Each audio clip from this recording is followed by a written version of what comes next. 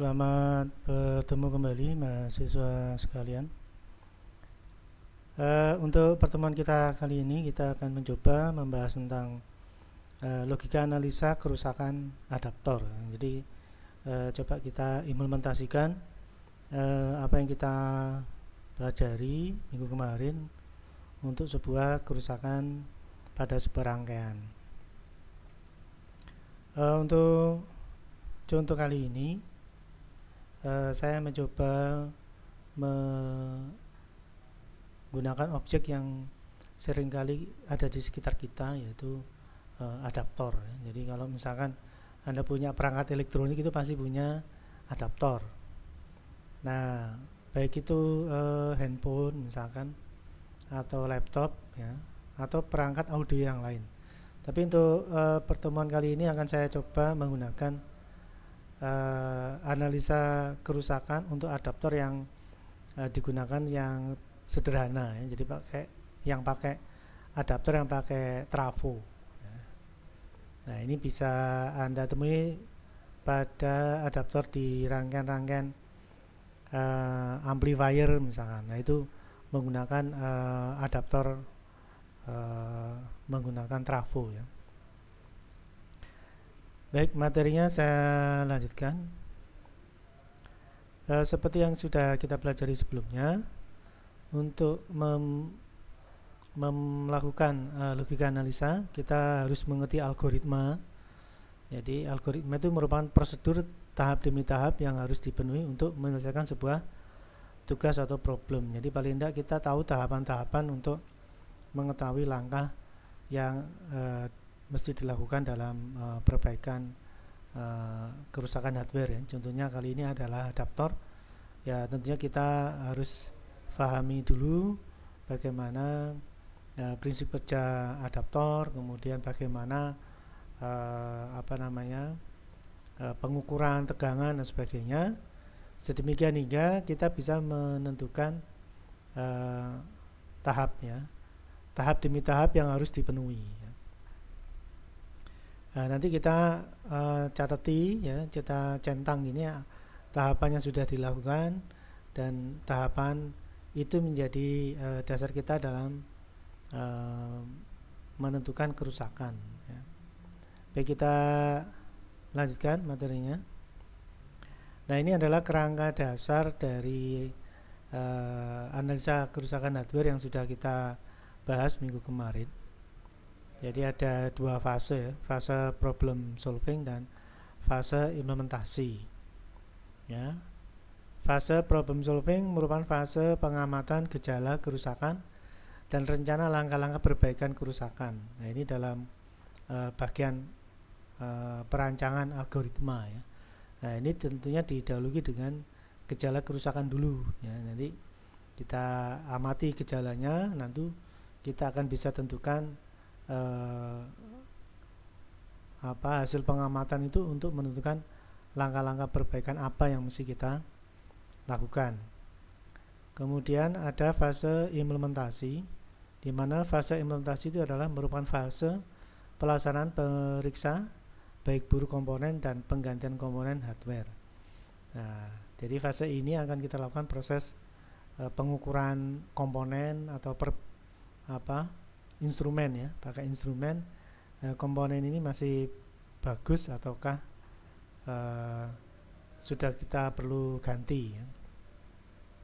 Nah, tentunya fase-fase ini tentu kita perlu eksperimenkan ya, supaya kita bisa paham fase demi fase ini, langkah demi langkahnya apa saja yang mesti dilakukan ya.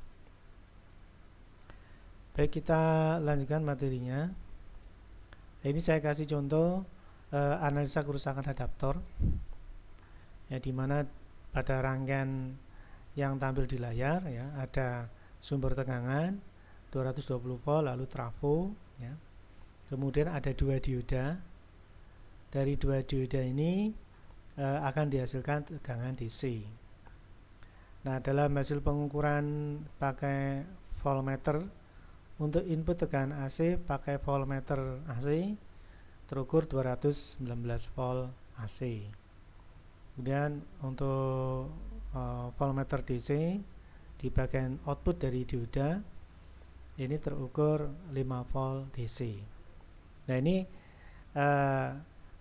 saya tambahi dengan hasil pengamatan pakai osiloskop ya. Bentuk tegangan DC yang dihasilkan merupakan direct current ya. Jadi arus yang terus menerus ya, atau berkelanjutan. Ini arusnya mendatar. Nah ini berarti direct current. Kalau alternating current itu arusnya positif negatif, positif negatif. Nah ini kalau mendatar ini berarti direct current ya, arus yang mengalir terus menerus. Nah ini adalah tampilan untuk kondisi power supply yang normal ya. Normal itu berarti tidak ada permasalahan dan dia bekerja dengan baik ya, dengan normal. Nah sekarang kalau di dalam rangkaian ya, kalau di dalam rangkaian apa saja atau bentuknya seperti apa misalkan ya.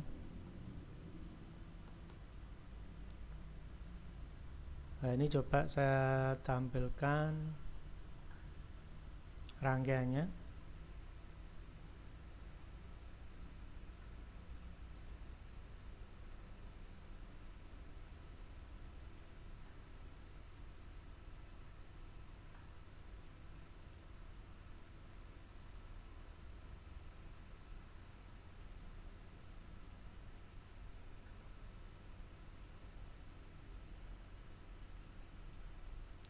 Ya, ini adalah rangkaiannya. Coba kalau kita hidupkan ya. Coba kita hidupkan. Nah, ini rangkaiannya kita hidupkan ya. Oh, ini coba ini kita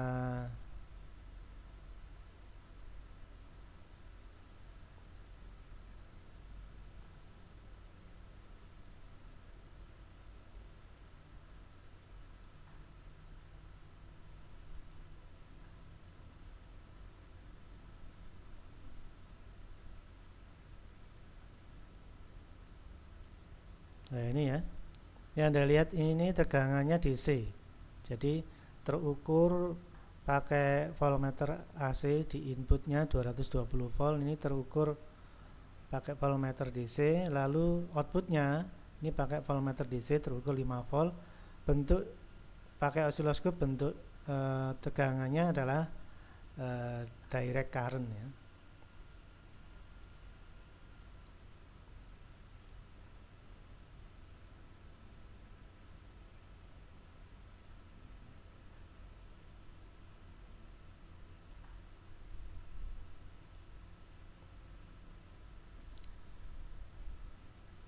Baik, kita lanjutkan lagi.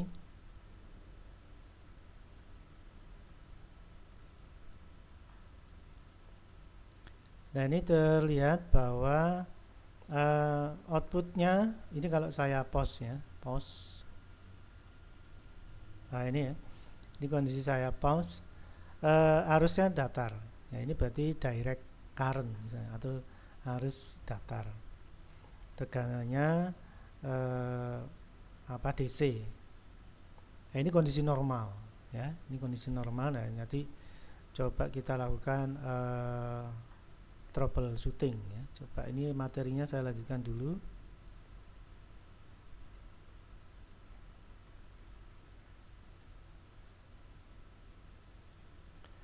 Nah ini kita coba melakukan troubleshooting. Pertama diodanya kita pilih, lalu kita kondisikan at fault ya. Jadi kita tambahkan kondisi yang tidak ideal ya. Jadi kita kondisikan dia mengalami kerusakan ya. Jadi analisa kerusakan ini kita bisa menggunakan sebuah aplikasi ya. Ini yang saya gunakan aplikasi Livewire, di mana ada beberapa rangkaian yang bisa kita kondisikan rusak ya. Contohnya ini dioda, kita pilih at fault ya, kita kasih dia kondisi rusak. Kemudian yang dikondisikan rusak ini dioda ada anoda dan katoda. Nah, ini kita pilih short ya untuk jenis kerusakan yang kita pilih short atau hubung singkat antara apa? Antara anoda dan katoda. Nah, ini kita kondisikan rangkaiannya dalam kondisi ada kerusakan ya. Nah, ini kalau kondisi dioda bermasalah ya, tentunya sering kali kita mungkin tidak menyadari kalau diodanya bermasalah ya. Nah, tentunya bisa kita lakukan pengkondisikan ya dengan menggunakan aplikasi. Nah, sekarang coba kita nanti kondisikan dioda yang atas maupun dioda yang bawah ini mengalami hubung singkat atau mengalami trouble ya. Jadi kita kondisikan kedua dioda itu mengalami trouble. Nah, nanti kita amati kerusakan tersebut ya. Lalu kita akan coba pelajari bagaimana cara menangannya. Nah, ini kalau saya lanjutkan.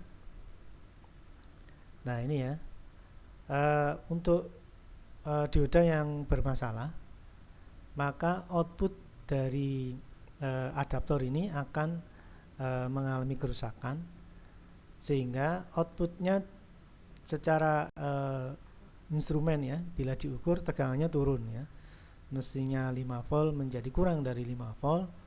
Lalu kalau pakai osiloskop, bentuk gelombangnya itu tidak direct current tapi alternating current. Nah, ini tidak arus datar tapi arus yang bolak-balik istilahnya. Nah, ini menandakan bahwa fungsi dioda atau fungsi direct current-nya sudah tidak bekerja lagi ya, atau dikatakan adaptornya mengalami kerusakan ya. Nah, ini perlu kita amati ya. Sekarang coba saya tampilkan rangkaiannya. Coba ini rangkaiannya saya tampilkan. Nah, ini rangkaiannya ya. Ini kalau saya ini kondisi normal ya, kondisi normal. Nah, sekarang saya stop. Kemudian diodanya saya kondisikan ada kerusakan ya. Seperti yang saya tampilkan tadi, dia mengalami hubung singkat ya.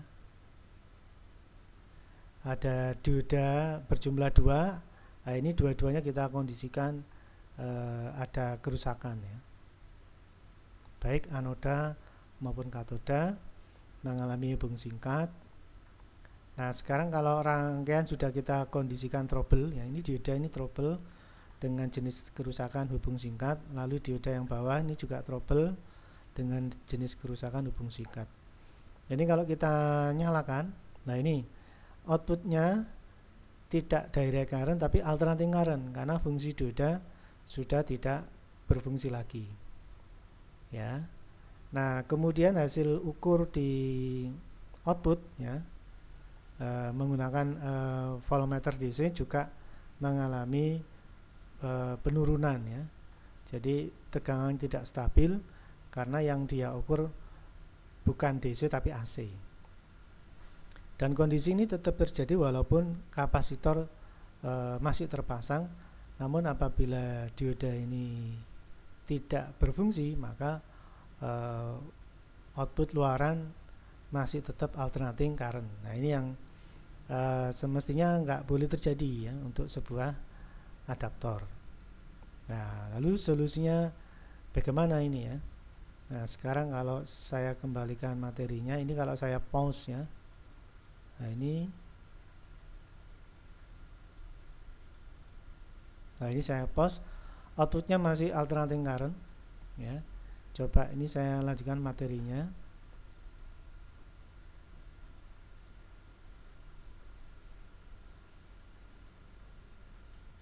Jadi materinya saya lanjutkan. Nah, sekarang kita masukkan ke kerangka dari fase problem solving dan fase implementation ya. Jadi kita masukkan ke kerangka analisa kerusakan kita. Pertama adalah gejala tegangan output null volt ya, null volt DC ya, karena tegangannya AC tapi alatnya voltmeter DC, tentunya tidak bisa terukur dengan baik. Kemudian indikatornya adalah tegangan dioda penyearah 0 volt. Tadi sebenarnya minus ya, jadi minus itu kalau diukur pakai volt DC maka jarum tidak bergerak atau 0 volt. Nah, ini adalah fase problem solving yang mesti kita pastikan gejalanya ya. Jadi jangan sampai kita salah dalam memasukkan fase problem solving ini, karena fase problem solving ini akan menentukan fase implementasi. Jadi kalau gejalanya itu kita sudah masukkan dengan benar ya, lalu indikator yang kita masukkan sudah tepat ya, maka begitu masuk ke fase implementasi ya, di mana tindakan-tindakan yang dilakukan ya, pemeriksaan baik buruk komponennya itu akan tepat ya, atau pada bagian yang mengalami kerusakan ya. Jadi karena tegangan dioda penyearah itu 0 volt DC, maka yang perlu kita periksa adalah dioda penyearahnya, apakah diodanya masih baik ataukah rusak, ataukah apakah dua-duanya rusak ataukah salah satu rusak. Nah, itu mesti kita pastikan dengan melakukan tes baik buruk komponen ya. Jadi fase implementasi ini kelanjutan dari fase problem solving. Jadi kalau misalkan gejala tegangan 0 volt DC tapi indikator yang kita dapatkan ini membuat keputusan yang salah untuk memeriksa komponen, misalkan periksa ternyata tidak memeriksa dioda tapi memeriksa kabel listrik misalkan. Nah, ini akan tidak menyelesaikan masalah karena tidak pada kabel listrik permasalahannya. Jadi gejala kemudian pemahaman tentang konsep-konsep penyearan dan sebagainya itu perlu kita kuasai lebih dulu ya, sehingga begitu tegangan dioda penyearah tidak berfungsi, nah kita bisa langsung mengarah ke komponen dioda untuk diperiksa ya. Nah, maka dalam fase implementasi ya, dioda diperiksa baik atau rusak menggunakan multimeter posisi ohm atau hambatan ya. Kemudian dari pemeriksaan baik buruknya ini tentunya kita harus tahu dioda itu seperti apa, kemudian cara memeriksanya bagaimana, itu harus tahu lebih dulu ya. Dan tentunya Anda sudah mempelajarinya di semester awal perkuliahan kita ya. Nah, setelah kita tahu komponennya, kita juga harus mampu mengoperasikan meter ya.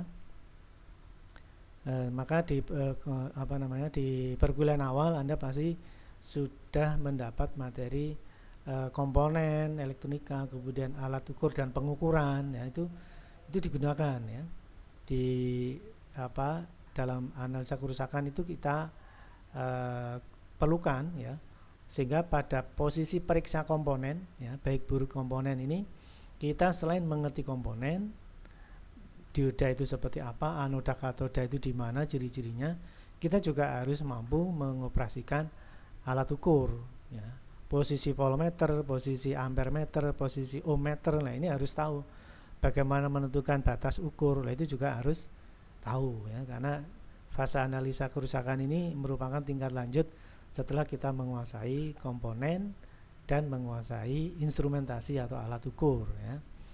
Baik, kita lanjutkan. Nah, sekarang setelah kita menguasai komponen, menguasai instrumentasi, kemudian cara memastikan baik buruknya komponen, maka kita masuk ke hasil uji komponen ya, apakah dioda masih baik ya, ataukah dioda sudah rusak.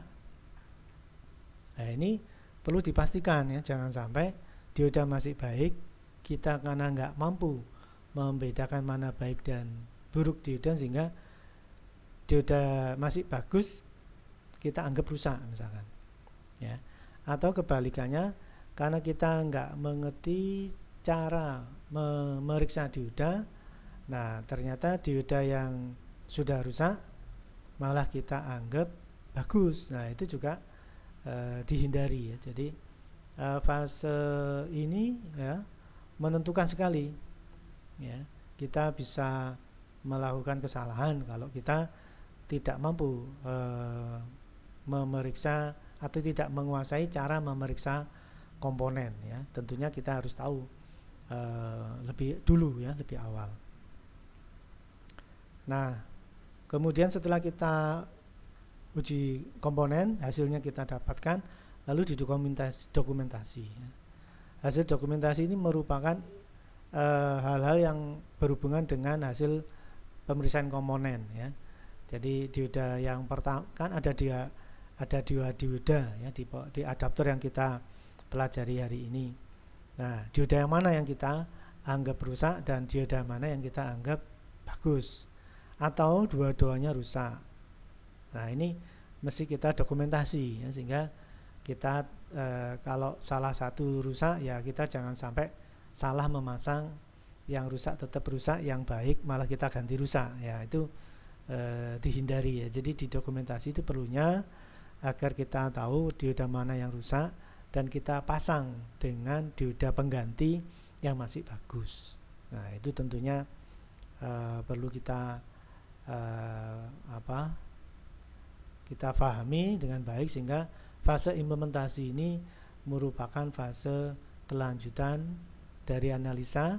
Nah, begitu kita implementasi dengan komponen pengganti, nah itu akan harapannya itu bisa menyelesaikan atau memperbaiki kerusakan yang ada ya.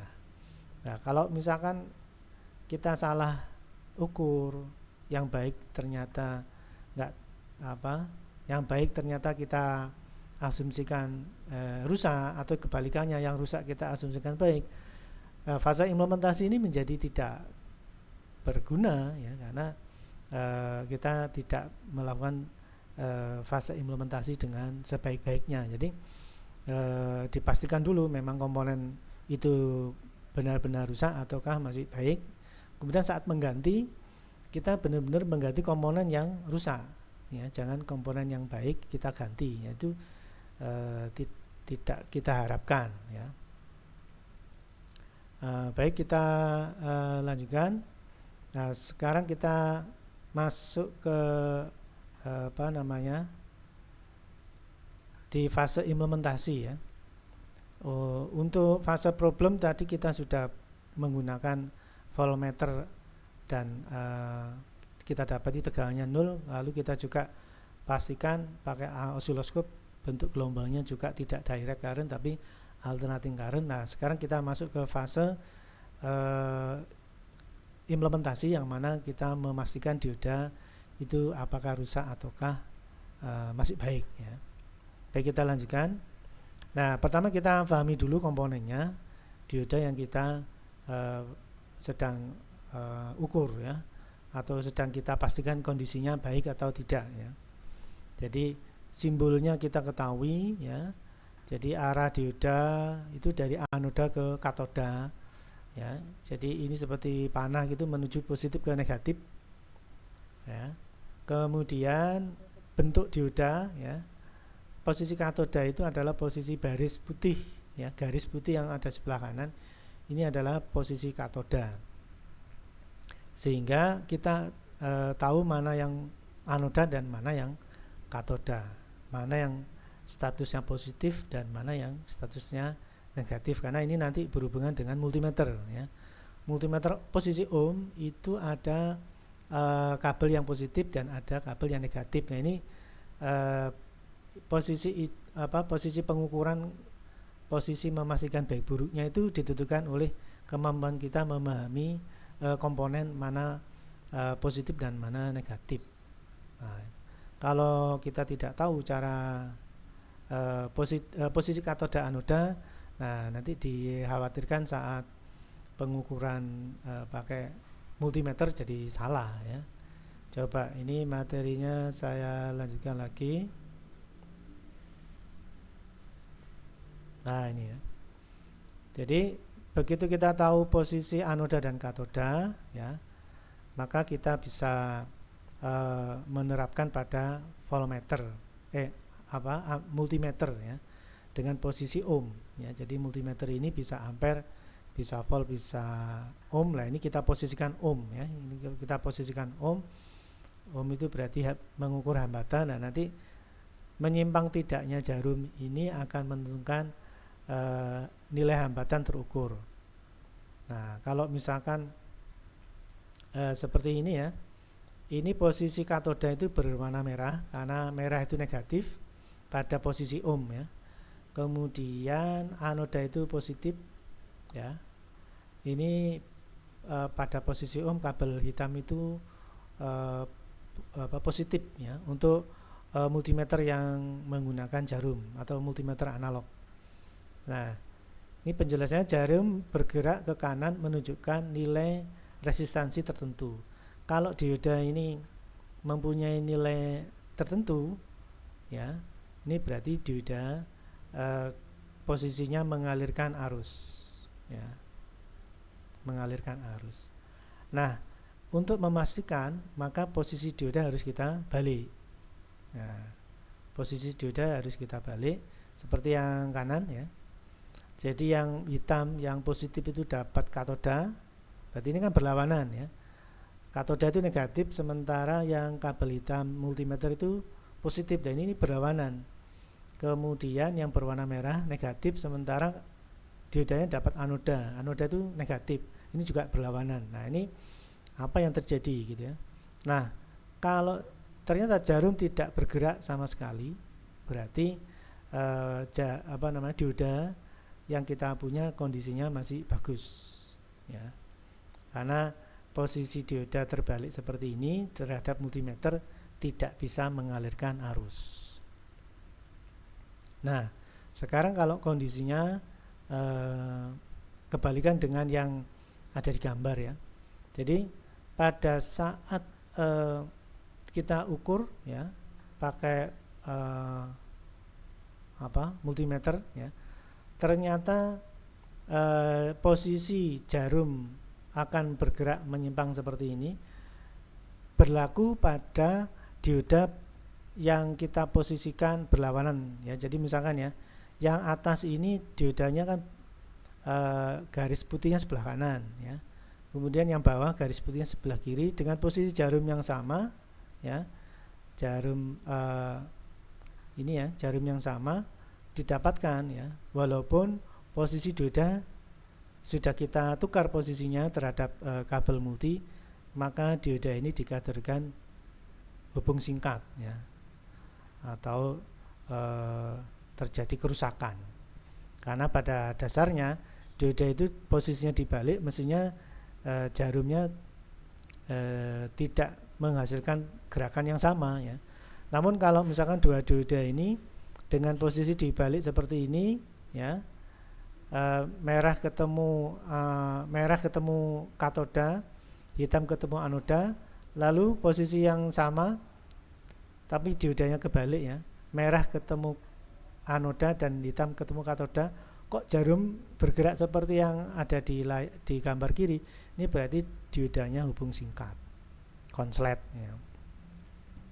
Atau kondisi yang lain ya, ini ada dioda juga dengan menghasilkan pergerakan jarum yang sama ya. Jadi ternyata posisi jarum terhadap kabel multi ya, merah dapat anoda, hitam dapat katoda, lalu dioda kita balik ya, merah dapat katoda dan hitam dapat anoda, ternyata jarumnya bergerak di posisi yang sama, tak terhingga seperti ini. Berarti dioda mengalami putus ya, atau open. Nah, ini yang saya maksud dengan kita pastikan dulu dioda ini statusnya baik ataukah rusak ya. Jadi kalau seperti penjelasan saya yang pertama ya, terutama tampilan seperti yang layar ini, katoda dapat merah, anoda dapat hitam, jarum bergerak sedikit, lalu ini merah itu negatif ya, negatif dapat anoda, yang hitam itu positif dapat katoda, ternyata jarumnya tidak bergerak, ini berarti diodanya bagus ya. Jadi Anda bisa melihat cara perbedaan kondisi dioda bagus dan tidak. Nah, bila sudah dipastikan diodanya baik atau tidak, nah, baru kita pasang ke rangkaian. Nah, untuk eksperimen kita hari ini diasumsikan diodanya rusak. Ya, maka coba kita tampilkan lagi rangkaiannya ya. Nah, ini kalau kita hidupkan, nah ini outputnya tidak direct current tapi alternating current. Nah, ini dikarenakan diodanya rusak. Mungkin seperti tadi terjadi hubung singkat semua ya, dibolak-balik jarumnya bergerak. Nah, ini hubung singkat. Maka kita perlu mengganti diodanya ini dengan dioda yang baru atau dioda yang masih baik. Ya. Setelah dioda dipasang, ini asumsinya dioda saya kembalikan lagi ke kondisi normal ya. Dioda saya kembalikan lagi ke kondisi normal, dia tidak terjadi kerusakan ya. Ini sudah saya kembalikan posisinya. Ini asumsinya komponen dioda sudah kita ganti dengan yang baru ya. Nah, ini coba kita hidupkan ya. Nah, apabila dioda sudah diganti dengan kondisi yang baik atau yang baru, maka Anda perhatikan output dari adaptor trafo ini sudah normal kembali ya. Lalu tegangan output menggunakan instrumen voltmeter juga terukur 5 volt kembali ke kondisi semula, sehingga adaptor dengan demikian bisa difungsikan kembali, bisa digunakan kembali. Jadi adaptor kembali ke kondisi baik atau kondisi normal ya, setelah kita melakukan logika analisa kerusakan komponen pada adaptor. Baik, saya kira itu yang bisa saya sampaikan untuk pertemuan kita kali ini. Semoga bermanfaat dan kita lanjutkan di pertemuan berikutnya. Sekian dan terima kasih.